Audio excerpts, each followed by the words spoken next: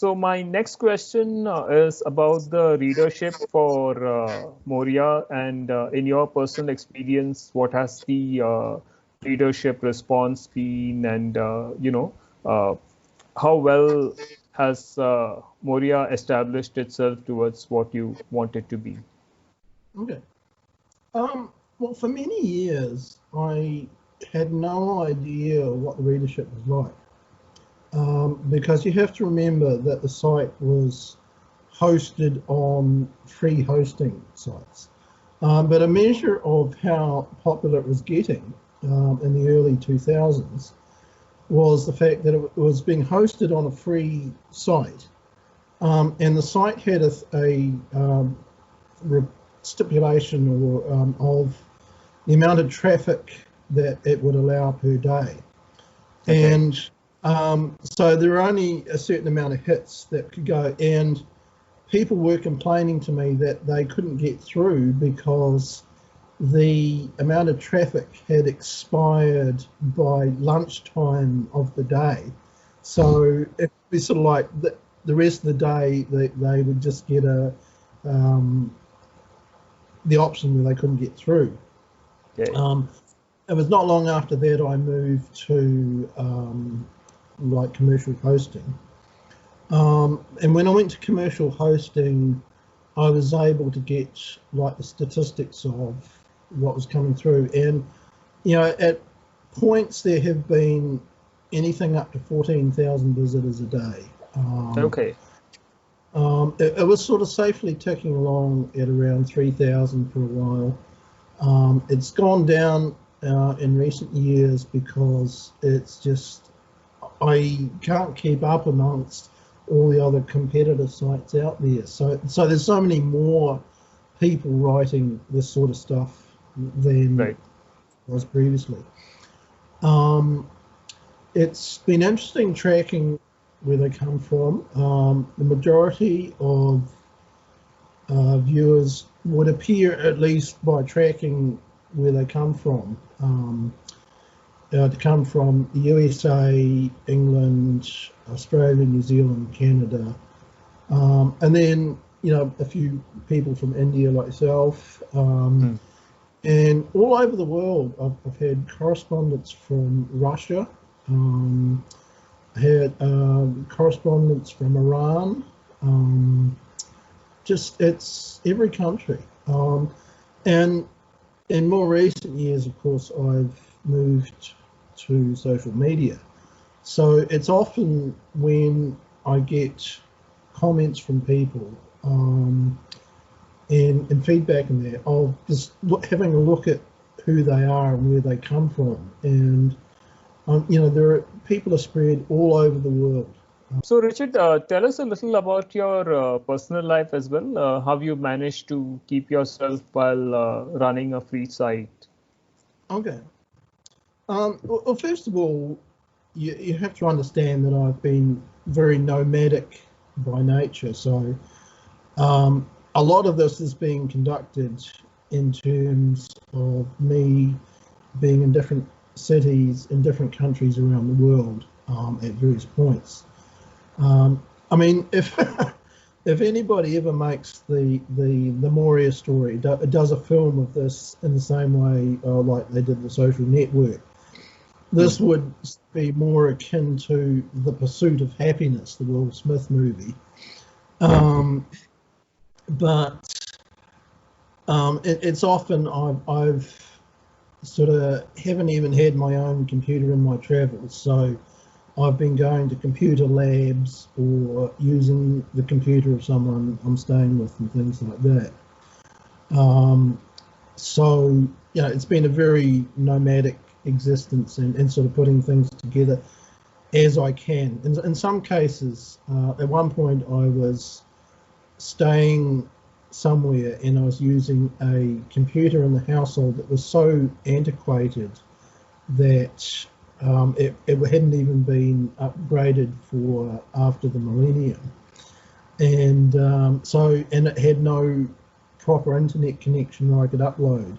So I would do all of the content, and then I'd have to go to another friend across the other side of the city to use his internet connection to upload it. So, you know, I've often during my travels taken jobs that have allowed me to be able to do what I do and spend more time on it. So I've had various jobs running computer classes. I was managing an internet cafe for a time. I had a not very successful web design company. What else? A lot of sort of jobs that sort of give me more time to do this sort of thing. Sort of volunteering in computer labs and things like that. But you know, and then in more recent years, sort of jobs that where I can take my computer along and work in the background. I sort of, you know, worked in a second-hand bookshop, all sorts of sort of odd jobs here and there. But I've also, well, obviously the story of as the manager of the hotel. It's also for many years I was working as a journalist, and I've also edited magazines. I'm currently working as a content editor for various websites. And various things like that. So my lifestyle has been very nomadic, and the website has been something that I've done in my spare time. So yeah. With respect to the future of Moria, would you consider a Patreon-like model where subscribers could get early access to your reviews or some other kind of perk that could help generate revenue for the site? Possibly. I don't know if there's the call to do that. It's kind of hard when you're running a site where content is posted for free. If people want to read something about a film, all they've got to do is go to Twitter or any other site that's out there and read exactly the same things. My ideal would be being able to find a way to make a full-time living out of this, because certainly the amount of time it takes up almost becomes a full-time job. So yeah, I'd love it if I could get a Patreon and subscribers and people would do that. Where maybe something like people would contribute the price of a ticket to go and view the latest film in theatres, because, you know, running it as a free site, I always have the negative cost of having to buy the tickets, of having to pay for hosting. So it would be nice if that could work. The current version of the site is a work in progress. It was redeveloped, but not completely to my satisfaction. So it's going to undergo developments over the course of time. And one of the things I certainly will be doing is running a Patreon type model, including that on there. So, you know, it would be very nice if that could take off and people would contribute to it. Yeah, for sure. That would be great. I'll also talk about future developments of the site. One of the things I've started introducing that I've been working on for a long time is the theme essays. Because one of the works that was very influential on me in terms of my understanding of just the history of science fiction and things was the Encyclopedia of Science Fiction.